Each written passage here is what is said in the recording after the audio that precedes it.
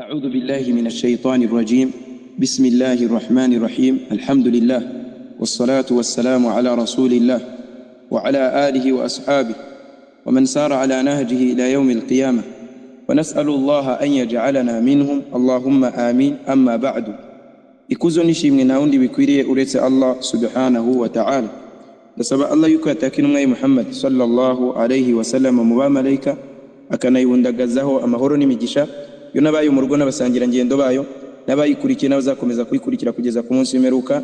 Saba Allah subhanahu wa ta'ala yuko natwe twese yadushira muri abo ngabo, Allahumma amin. Hanyuma y'ibyo bagaragu ba Allah, dukomeje isomo ryacu muri hadithi 40 zanditswe na Imam Nawawi rahimahullah, aho twari tukiri mu bijyanye n'inyungu kuri hadithi ya mbere, ari naho turi busoreze hadithi ya mbere insha Allah ta'ala. Ejo hashize twasoreje ku nyungu eshatu twabonye kuri iyi hadithi. Turaza gusubiramo izo nyungu. Twaravuze tuti inyungu ya mbere twunguka muri iyi hadithi, kungukamo umusingi ukomeye wuko nta gikorwa gishobora kugira ishingiro keretse gishingiye ku mugambi. Icya kabiri twunguka nuko ibikorwa byose twakora kugira ngo tubihemberwe bigomba kuba bishingiye ku mugambi. Icya gatatu nuko ari byiza ku mwarimu gutanga ingero kugira ngo asobanurire abanyeshuri byari kubigisha, cyangwa se mu yandi magambo nuko gutanga urugero ku mwarimu kugira ngo asobanurire abanyeshuri biri mu migenzo y'intumwa y'Imana sallallahu alayhi wa sallam. Hanyuma icya kane twunguka muri iyi hadithi, twandike icya kane twunguka muri iyi hadithi. Icya kane kunguka muri iyi hadithi, twungukamo agaciro ko kwimuka. Icya kane twunguka muri iyi hadithi, twungukamo agaciro ko kwimuka. Ukwimuka kuri kuvugwa ahangaha ari nako kwavuzwe muri hadithi. Abamenyi basobanuye ko ukwimuka kuri kuvugwa ahangaha ari nako kwavuzwe muri hadithi. Abamenyi basobanuye yuko ari ukwimuka, abamenyi basobanuye ko ari ukwimuka k'umuyisilamu.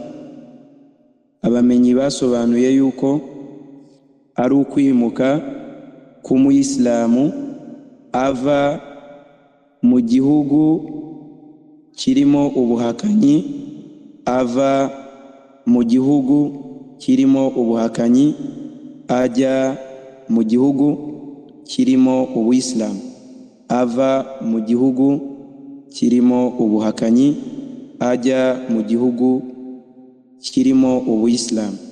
Ahangaha ndavuga icyitonderwa, ahangaha ndavuga icyitonderwa. Ariko mbere yuko nyivuga ndasubiramo igisobanuro abamenyi batanze ku kwimuka. Bavuze yuko ukwimuka kuvugwa ahangaha ni ukwimuka k'umuyisilamu. Ukwimuka kuvuzwe ahangaha ni ukwimuka k'umuyisilamu ava mu gihugu kirimo abahakanyi cyangwa cy'abahakanyi ajya mu gihugu kirimo ubuyisilamu cyangwa cy'abayisilamu muri makeya. Ahangaha ndatanga icyitonderwa, twandike icyitonderwa. Ibn Uthaymin rahimahullah, icyitonderwa umumenyi bita Ibn Uthaymin rahimahullah yavuze ku ngingo igira iti, Ibn Uthaymin rahimahullah yavuze ku ngingo igira iti, ese kwimuka byaba ari itegeko cyangwa ntabwo ari itegeko? Ibn Uthaymin Allah amugirire impuhwe yaravuze ati, ese ukwimuka byaba ari itegeko cyangwa ntabwo ari itegeko? Twumve igisubizo. Ibn Uthaymin yaravuze ati, ese ukwimuka byaba ari itegeko cyangwa ntabwo ari itegeko? twumve igisubizo. Igisubizo nuko harimo ibisobanuro. Igisubizo nuko harimo ibisobanuro. Igisubizo nuko harimo ibisobanuro mu buryo bubiri. Ahangaha ndi kuvuga amagambo ya Ibn Uthaymin muri rusange kugira ngo tutarambura cyane insha Allahu ta'ala. Turabivuga mu ncamake, ni nk'ibisobanuro mu ncamake by'amagambo ya Ibn Uthaymin. Igisubizo yatanze ko harimo ubusobanuro. Igice cya mbere ni umuntu ukwimuka aba ari itegeko kuri we. Igice cya mbere ni umuntu ukwimuka aba ari itegeko kuri we. Twandike igice cya mbere ni umuntu ukwimuka aba ari itegeko kuri we. Igice cya kabiri ni umuntu ukwimuka aba atari itegeko kuri we. Igice cya kabiri ni umuntu ukwimuka aba atari itegeko kuri we. Naho umuntu ukwimuka kwe ari itegeko kuri we, naho umuntu ukwimuka kuri we ari itegeko, ubwo ndavuga ava mu gihugu kirimo ubuhakanyi cyangwa cy'abahakanyi ajya mu gihugu kirimo abayisilamu cyangwa icy'abayisilamu, ni buri mwemeramana wese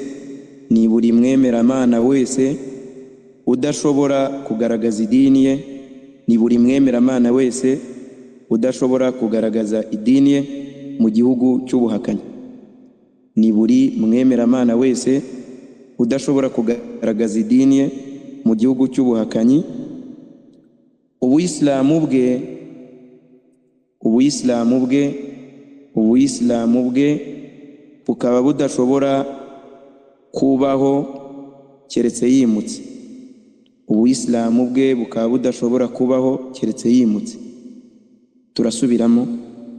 Igice cya mbere, umuntu ari itegeko ko yimuka, ni buri mwemeramana wese udashobora kugaragaza idini ye mu gihugu cy'ubuhakanyi. Udashobora kugaragaza idini ye mu gihugu cy'ubuhakanyi. Ubuyisilamu bwe bukaba budashobora kubaho keretse yimutse. Ubuyisilamu bwe bukaba budashobora kubaho keretse yimutse. Uyu nguyu kuri we kwimuka aba ari itegeko. Uyu nguyu kuri we kwimuka aba ari itegeko. Dusobanuye cyane, twavuga nka wa muntu ubuzwa uburenganzira bwose ku buyisilamu bwe ku buryo nta kintu na kimwe yagaragaza mu buyisilamu. Ntashobora gusari, ntashobora kwambara kisilamu, nta kintu na kimwe cy'ubuyisilamu yakora. Mbese uko byagenda kose kuri we ubuyisilamu ntashobora kubugaragaza. Uyu nguyu kwimuka kuri we aba ari itegeko, kubera yuko ibituma ibyangombwa bitabaho nabyo aba ari ibyangombwa. Kubera ko ibituma ibyangombwa bitabaho nabyo aba ari ibyangombwa. Urumva ubuyisilamu ni ngombwa, none ntago bishoboka ko ubugaragaza cyangwa se ubushyira mu bikorwa, bikaba ari itegeko rero ko wimuka kugira ngo ushire mu bikorwa ubuyisilamu. Nk'uko byabayeho, twandike uru rugero. Nk'uko byabayeho ku iyimuka ry'abayisilamu, bava imaka bajya habasha. Nk'uko byabayeho ku iyimuka ry'abayisilamu bava imaka bajya habasha muri Ethiopia. Nanone twandike nk'uko byabayeho ku bayisilamu bava imaka bajya imadina. Nanone nk'uko byabayeho ku bayisilamu bava imaka bajya imadina. Igice cya kabiri, twandike igice cya kabiri. Igice cya kabiri ni ukuba umuntu ari mu gihugu cy'abahakanyi, ariko ashobora kugaragaza idini ye. Igice cya kabiri ni ukuba umuntu ari mu gihugu cy'abahakanyi, ariko ashobora kugaragaza idini ye. ashobora no gushira mu bikorwa idini ye. Igice cya kabiri ni ukuba umuntu ashobora kugaragaza idini ye, ashobora no gushira mu bikorwa idini ye muri icyo gihugu cy'abahakanyi. Icyo gihe uyu nguyu ntabwo ari itegeko ko yimuka. Icyo gihe uyu nguyu ntabwo ari itegeko ko yimuka. Igice cya kabiri ni ukuba umuntu ari mu gihugu cy'abahakanyi ariko akaba ashobora kugaragaza uwisilamu no gushira mu bikorwa uwisilamu. Uyu nguyu ntabwo ari itegeko ko yimuka. Uyu nguyu ntabwo ari itegeko ko yimuka. Cyane cyane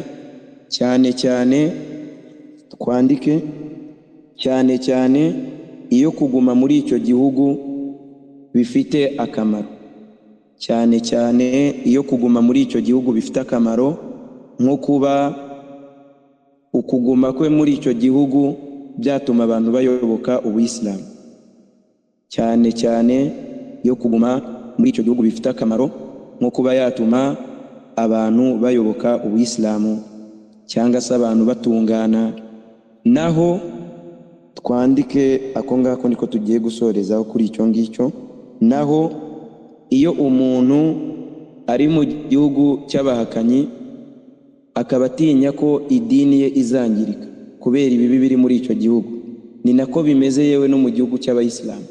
Ariko ahari ari kubona yuko bizatuma ubuyisilamu bwe bwangirika kubera ibikorwa bibi biri muri icyo gihugu. Naho iyo umuntu atinye ko idini ye yakwangirika kubera ari muri icyo gihugu, cyaba icya Kisilamu cyangwa ikitari cya Kisilamu, akabona yuko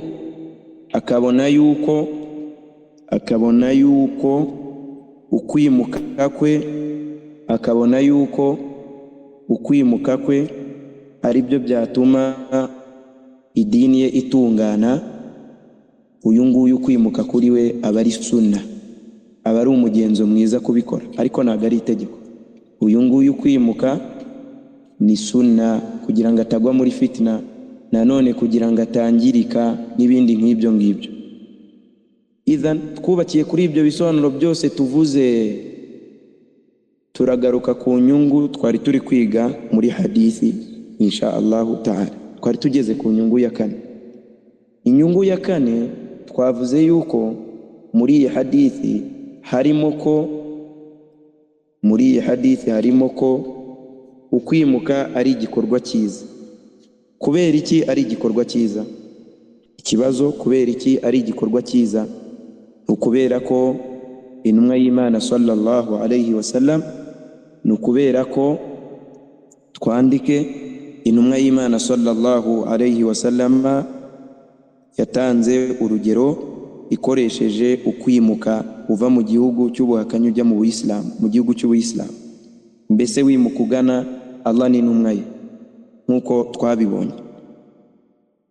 Byanaje no mu yindi hadithi, twandike byanaje no mu yindi hadithi y'intumwa y'Imana sallallahu alayhi wasallam, byanaje no mu yindi hadithi y'intumwa y'Imana sallallahu alayhi wasallam yaturutse kwa Amru ibn al-As radiyallahu anhu, yaturutse kwa Amru ibn al-As radiyallahu anhu, avuga ko intumwa y'Imana sallallahu alayhi wasallama yagize iti, yaturutse kwa Amru ibn al-As radiyallahu anhu ivuga ko intumwa y'Imana sallallahu alayhi wasallama yagize iti. Ubwo intumwa y'Imana yaramubwiraga iravuga iti, ama alimta, ese ntabwo wamenye? Ama alimta, ese ntabwo wamenye? Twandike ese ntabwo wamenye, katuyivuge mu Kinyarwanda kugira byihute. Aramubwira ati, ese ntabwo wamenye ko Ubuyisilamu, ese ntabwo wamenye ko Ubuyisilamu buvanaho ibyabubanjirije? Ese ntabwo wamenye ko Ubuyisilamu buvanaho ibyabubanjirije? icya kabiri aramubwira ati ndetse n'ukwimuka kukavanaho ibyabanjirije ukwimuka, ndetse n'ukwimuka bikavanaho ibyabanjirije ukwimuka. icya gatatu aramubwira ati ndetse no gukora umutambagiro mutagatifu bikavanaho ibyabanjirije uwo mutambagiro, ndetse no gukora umutambagiro mutagatifu bikavanaho ibyabanjirije uwo mutambagiro. Ibyo turi kuvuga ngo bikavanaho ni ibyaha, bisobanuye yuko kwimuka n'Ubuyisilamu n'umutambagiro mutagatifu bivanaho ibyaha, nk'uko byaje no mu zindi hadithi. Turasubiramo iyi hadithi. Ese ntabwo wamenye ko Ubuyisilamu uvanaho ibyabubanjirije? Icyo ni icya mbere. Ndetse no kwimuka bikavanaho ibyabanjirije ukwimuka. Icyo ni icya kabiri. Ndetse no kwimuka kukavanaho ibyabanjirije ukwimuka. Icya gatatu, ndetse n'umutambagiro ukavanaho ibyabanjirije umutambagiro. Iyi hadithi yakiriwe na Muslim. Ibi biragaragaza agaciro ko kwimuka nk'uko byaje muri iyi hadithi. Ikindi nongeraho kuri iki cyo kwimuka ni imyemerere y'abantu bayobye b'abakhawariji. Ikindi nongeraho kuri iki cyo kwimuka ni imyemerere y'agatsiko kayobye abo bita abakhawariji. Bo babona yuko iyo umuntu atimutse aba yakoze icyaha, kandi icyo cyaha kubera ko bakita icyaha gikomeye, bavuga yuko uyu muntu aba yavuye mu Buyisilamu. Nanone bakazirura amaraso ye, bagakora iterabwoba n'ibindi nk'ibyo. Muri rusange, uburyo Ubuyisilamu bubona ukwimuka siko intagondwa abakhawariji cyangwa bariya bakora iterabwoba babibona, nubwo babivuga. Yani kuba bavuga ukwimuka, natwe tukavuga ukwimuka, ntabwo ukwimuka tuvuga n'amategeko agushamikiyeho bisa n'ukwimuka abakhawariji bavuga n'amategeko abishamikiyeho.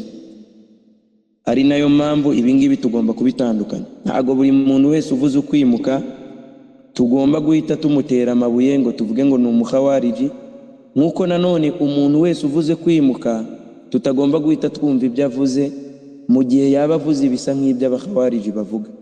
Kuko abakhawariji bo bavuga ko umuntu ukoze icyaha ndengakamere aba yavuye mu Buyisilamu, kandi babona ko kwimuka ari itegeko.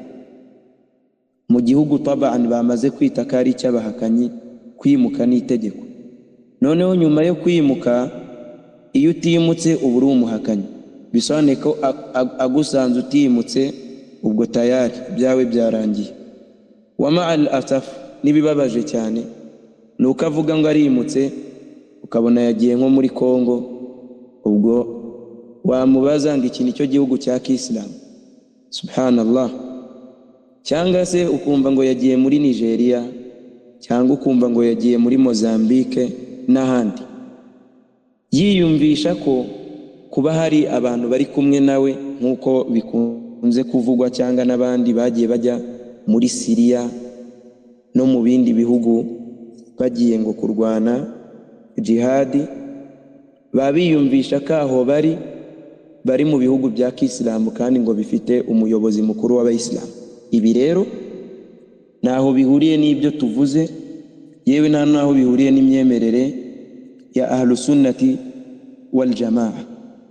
Iki ngiki tugomba kucyumva no kugisobanukirwa no kugaruka ku bamenyi babizerwa ku byo dukunze kumva.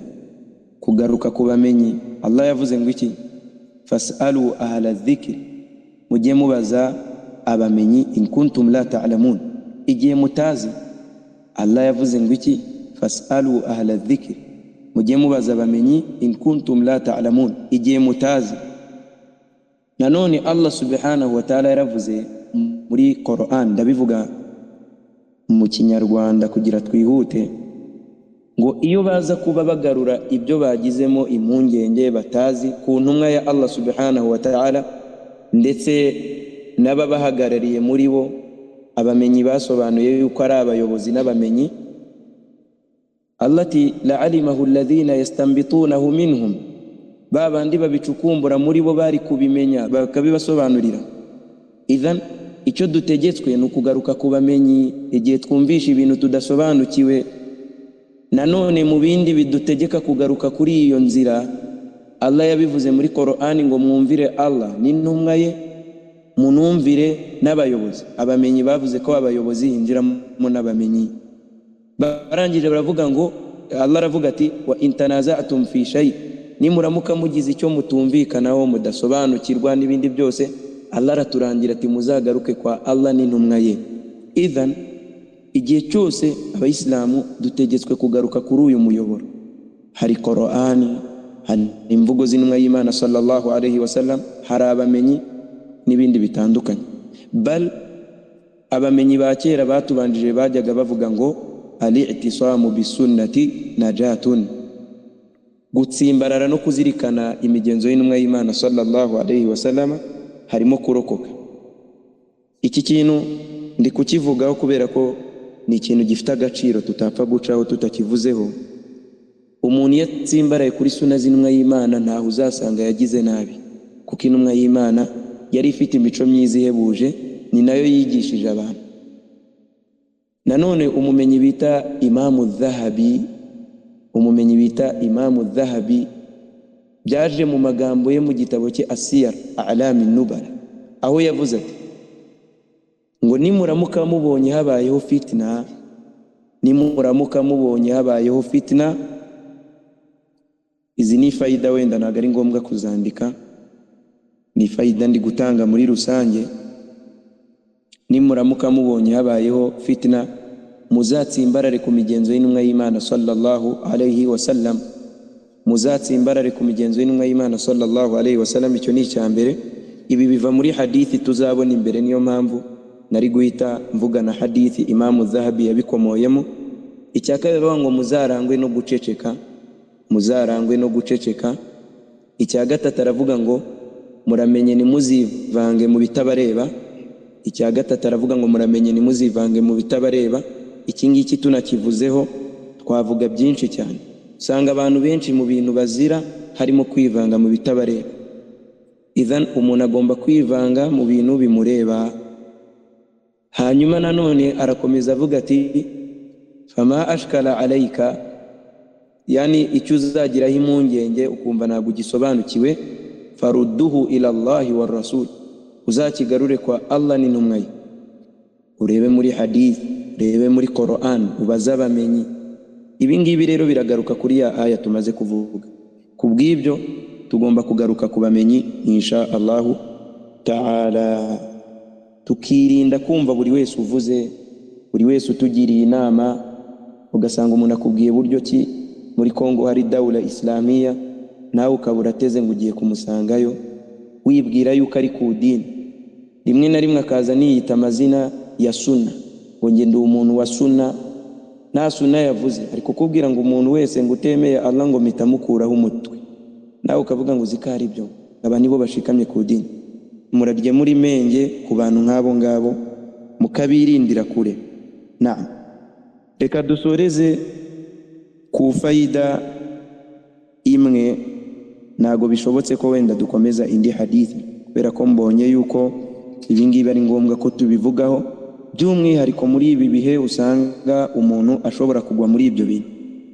Iyo rero tubonye ibintu, abamenyi bacu nibo bavuga ngo ashay'u bishay'i yudhkar, ikintu ku kindi kiravuga. Ntugire icyo usimbuka ukabwira abantu, buri kimwe cyose kibafitiye akamaro, madame ibyo uriho cyangwa uri kuvuga bifite aho bihuriye n'ibyo ngibyo. Na inyungu ya gatanu, inyungu ya gatanu, inyungu ya gatanu, inyungu ya gatanu nuko ibikorwa, inyungu ya gatanu ari nayo ya nyuma, nuko ibikorwa bijyanirana n'icyatumye bibaho, nuko ibikorwa bijyanirana n'icyatumye bibaho. Ni ukuvuga ngo ibikorwa dukora bigira inyito dushingiye ku cyatumye bibaho, nuko ibikorwa bijyanirana n'icyatumye bibaho. Turabisobanura gute? Igikorwa gishobora kuba cyemewe, igikorwa gishobora kuba ari ibada, igikorwa gishobora kuba ari sunna. Ikintu kidufasha kuba ibi bikorwa byagera muri izi nzego zose ni umugambi. Nk'uko twabivuze kuri wa muntu wariye agira ngo yubake umubiri, uyu turavuga ngo yakoze ibintu byemewe, ariko ntabwo tuvuga ngo yakoze ibada. Iyo yariye kugira ngo yubake umubiri ariko bimufashe kugaragira Allah, uyu turavuga ngo yakoze ibyemewe, anakora n'igikorwa ngaragiramana. Murumva ko icyo gikorwa kiba cyashingiye ku cyatumye kibaho, ariyo ya niya wagize.